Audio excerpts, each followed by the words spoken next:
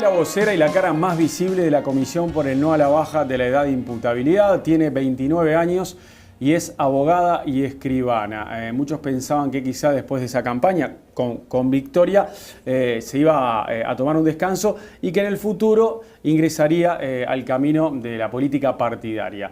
Pero pocos quizá pensaban que en tan poco tiempo, en pocos meses, ya se la vería de nuevo ahí en una posición importante de cara a una elección. Y ella será la suplenta de Daniel Martínez para las departamentales de mayo. Estamos hablando de Fabiana Goyeneche, que otra vez nos visita, pero en otro rol. ¿Cómo te va, Fabiana? ¿Cómo estás, Mariano? Buen día, un gusto estar acá nuevamente. Buen día, bienvenida. Y capaz que la primera pregunta es la más difícil o la más dura. ¿Utilizaste el No a la Baja como plataforma para tu carrera política? No, en absoluto. Y creo que quienes están pensando eso en este momento puede ser tal vez por desconocimiento del proceso de la Comisión No a la Baja por un lado y el mío propio por el otro. Y bueno, quiero no pensar en aquellos que pueda ser por alguna mala intención. Porque lo cierto es que quienes nos involucramos desde el comienzo en el No a la Baja empezamos por allá por marzo, abril del 2011.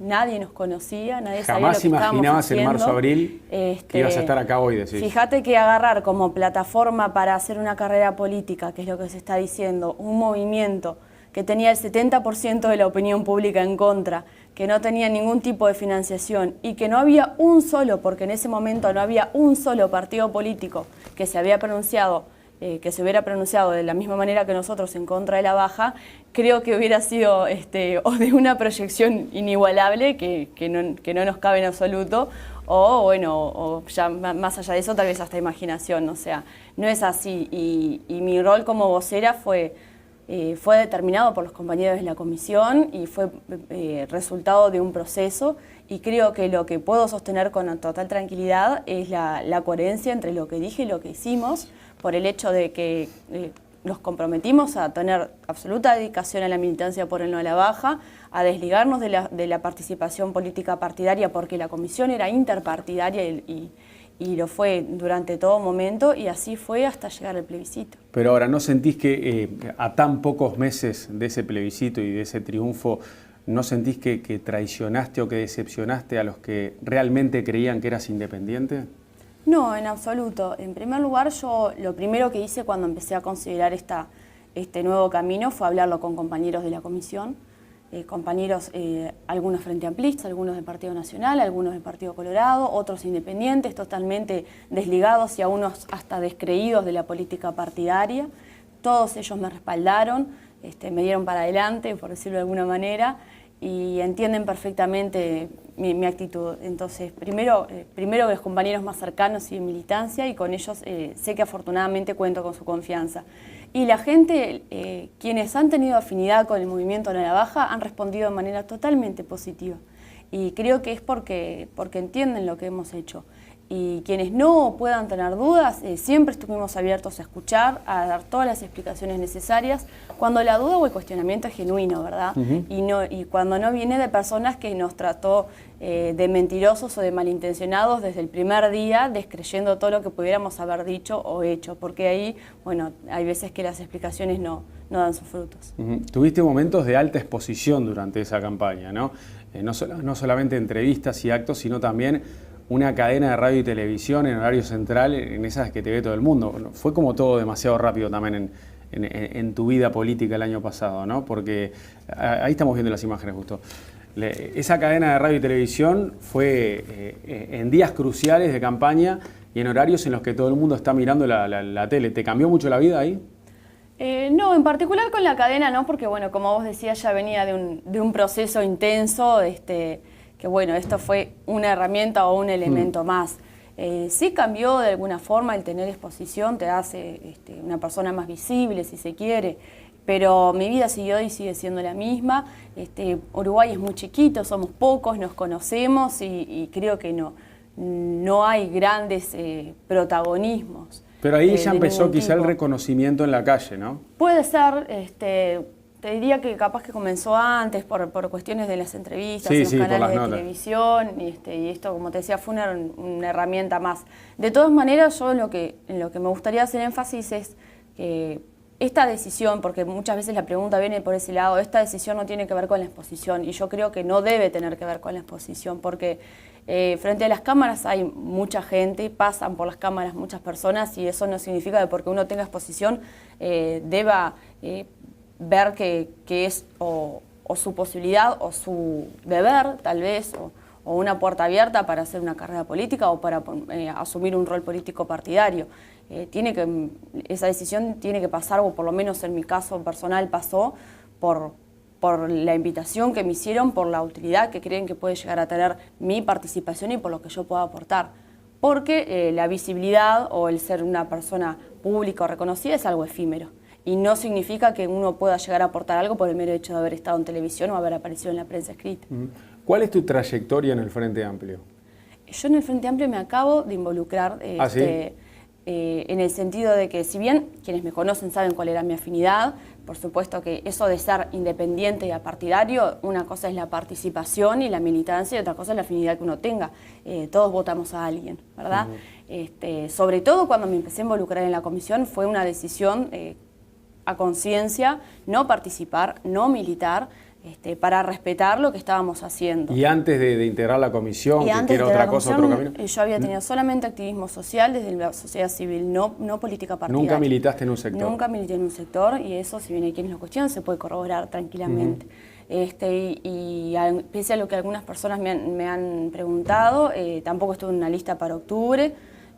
Jamás lo había hecho, y luego al estar en la comisión, bueno, fue una decisión más a conciencia, no lo haré, más allá de todo, porque el compromiso con la comisión era no hacerlo. Y además eso de la lista para octubre se puede comprobar mirando la lista. Exactamente. Si no estás, no estás. Y en las elecciones internas o primarias de junio, ¿a quién votaste? ¿A Tabaré Vázquez o a Constanza Moreira?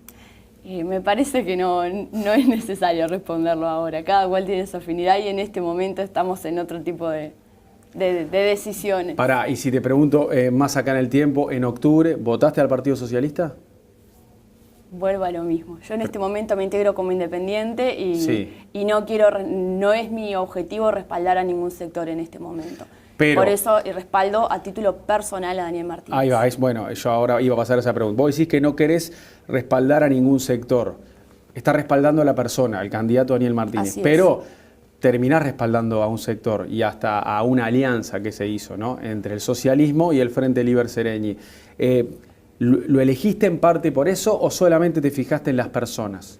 En el equipo. Si bien yo ya creía, desde antes que comenzaran a mostrarse las alianzas y los equipos, que Daniel Martínez era la persona idónea para ser candidato a la intendencia y para ser el próximo intendente de Montevideo, también el hecho de ver quiénes lo respaldaron y el equipo que está formando me dio mayor seguridad de estar encaminada por el lado correcto, en el sentido de mi afinidad y de las personas que yo creo que pueden formar el equipo idóneo para Montevideo. Por eso Daniel Martínez y no Virginia Cardoso y Lucía Topolansky. Así es. Bien.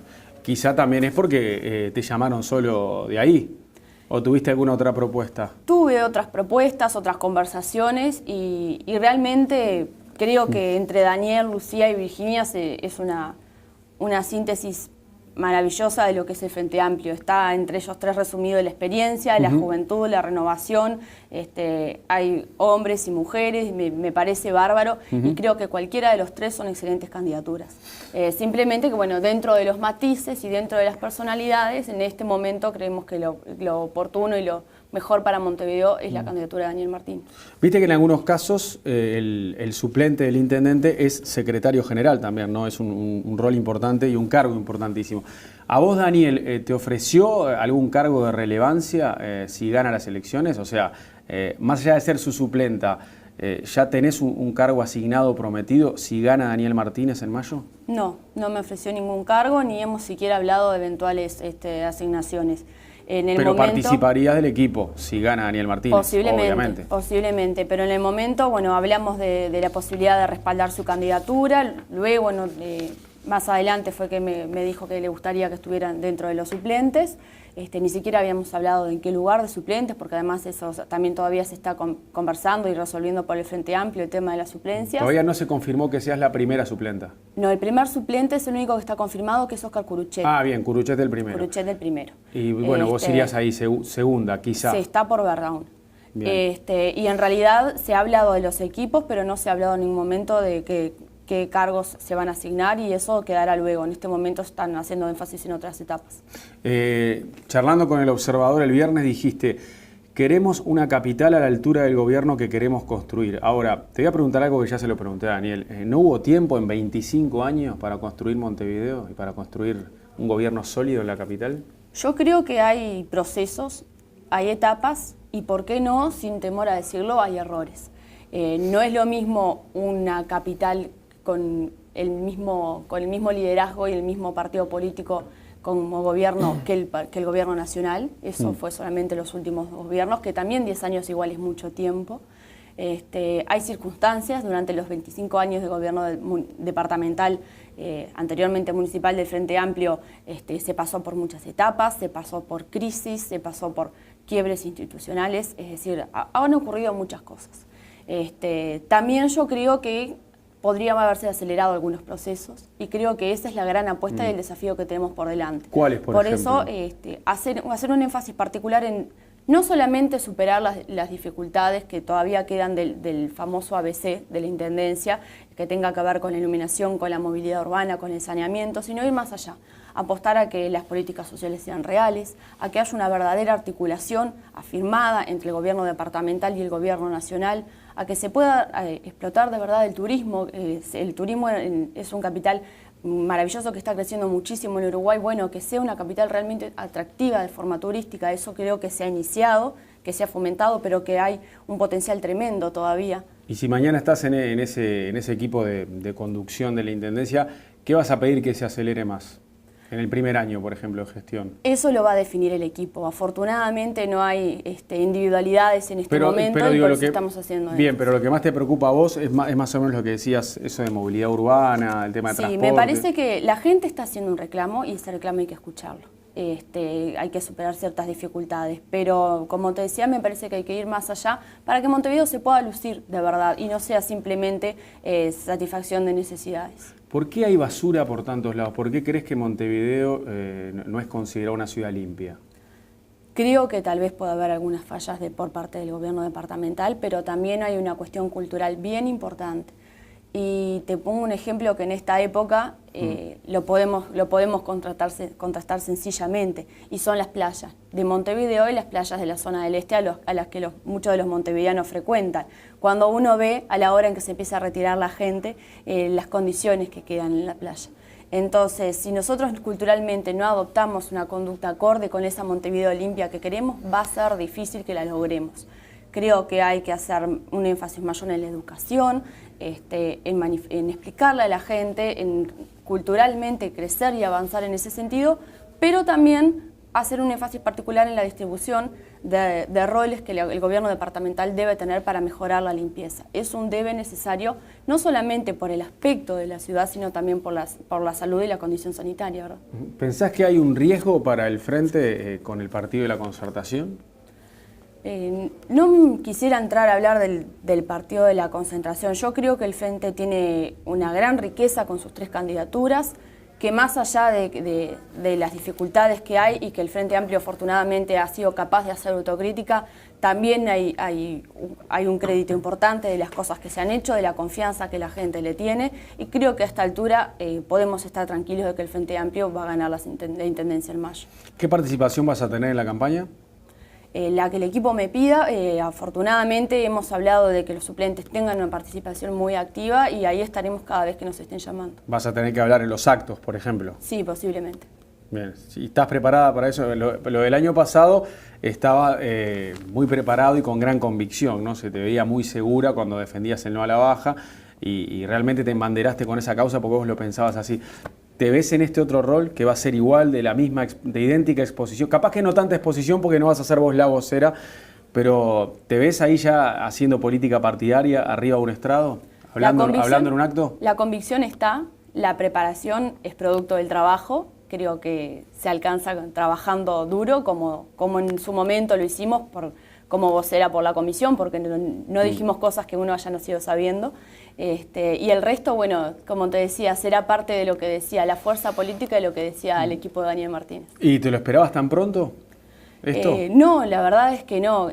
Son procesos, son etapas y a veces uno se encuentra en situaciones en las que tiene que tomar una decisión y bueno, y particularmente el proceso por el que yo pasé y en lo que basé en mis decisiones, bueno, a mí me gustaría que Daniel Martínez fuera el próximo intendente. Él y su equipo consideran que yo puedo aportar a que eso sí sea y aportar a que el día de mañana la próxima intendencia esté a la altura de lo que se está planificando. Bueno, si es así, no solamente por lo que uno desea, sino porque hasta siente la responsabilidad de responder a lo que hay personas que están esperando que uno dé. Bueno, vamos a dar todo lo que podamos. Fabiana, muchas gracias por visitarnos. Muchas gracias a vos. Un gusto. Que pases bien.